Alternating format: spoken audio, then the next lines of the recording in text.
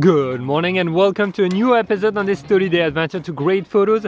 Guys, today I'm very excited because we're going to be talking about a subject that you've been requesting, which is style. How do you actually find your style as a photographer, as an artist? And that is a very important question because it kind of defines the look and feel of your own work. And I remember when I started, my work was never consistent. I had really big time trouble to finding my own style and having something very consistent. First of all, let's talk about what is having a style. Having a style simply means that if you give a photo or a piece of art to anyone without telling them who it is, that person will most likely be able to find out who that was made from. The reason is because there are very specific traits of that piece of art, maybe on the edits, maybe on the brushes, usage of the colors, etc., that represents an artist versus another. There are a lot of photographers that can be recognized simply by the way they edited their photos, the way they told the story, and what they like to capture. And the last part is simply there is consistency in the work, and that is very important. For anyone to be able to recognize your art and for you to have a style, you need to have some kind of consistency.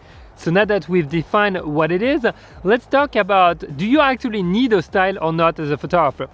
Well, here's the thing. If you want to create just for creating and having fun with it, you don't necessarily need to have a style. But here's the trick.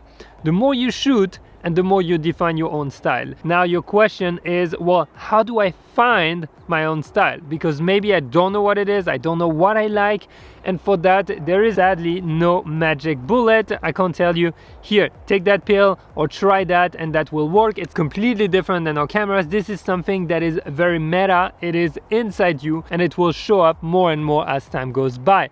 But not just time, also practice, which means you need to practice every single day. For example, you're editing and you're shooting so that you can define an aesthetic that you really adhere to and that you really like. And the way you can actually find what you like is by trying a bunch of things. So if you're afraid that your colors are too saturated, they're not saturated enough, they're black and white, etc., just keep experimenting until you refine what you really like when you create something, and then hone into that area, and that's how you will define your own style. That is true on the edit style, but also on the storytelling part. How do you prefer to tell stories? Do you prefer to feel like there's a point of view, meaning you're in the action? Do you prefer to be further from it? And also the way you shoot things will have an impact. Some photographers love to shoot only long exposures, some love to freeze action, some do a mix of everything, but always have something that is very prominent in their work that makes it recognizable. It could be in the edits, in the colors that they like to bring out.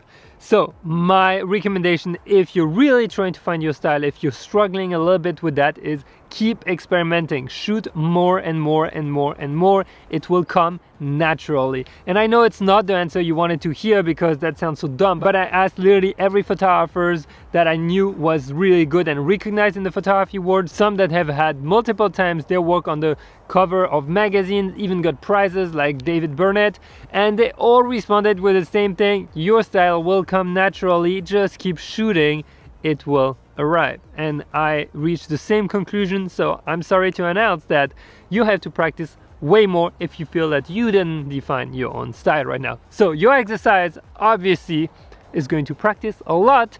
And the way I define my style a little bit at the beginning, I went on an accelerated process where I would edit photos every day and try to shoot as much as possible. If you can go through that learning phase, you will see it will make a big difference. And also just keep trying different things. Maybe make a list of styles you want to try, types of shoots, types of stories you want to shoot, and then just go through all of them and see which one felt best for you, and then keep doing that one until you feel that the work you produce is yours and not the influence of other people. All right, so I hope that helped during those 30 days. That's why it's also so important to keep practicing those exercises. Otherwise, you might miss on that opportunity to slowly start defining on your own style. So good luck, and I'll see you on the next episode.